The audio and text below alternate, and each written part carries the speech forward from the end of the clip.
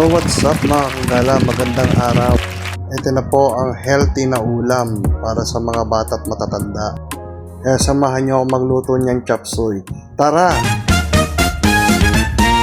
And here are the ingredients.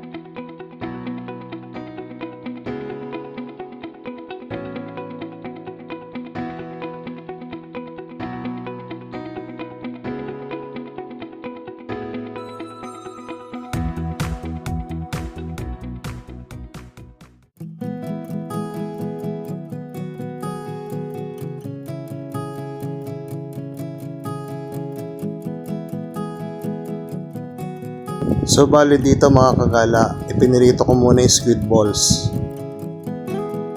Then umpisahan na po natin ang pagigisa. Tara!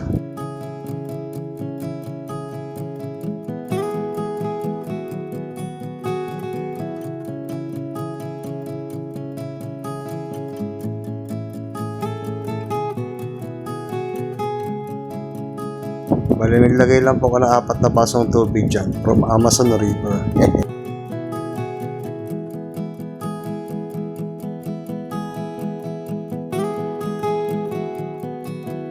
At this point, maglalagay na po tayo ng slurry. Dahan-dahan lang ang paglalagay hanggang sa makuha niyo yung consistency na lapot na gusto niyo.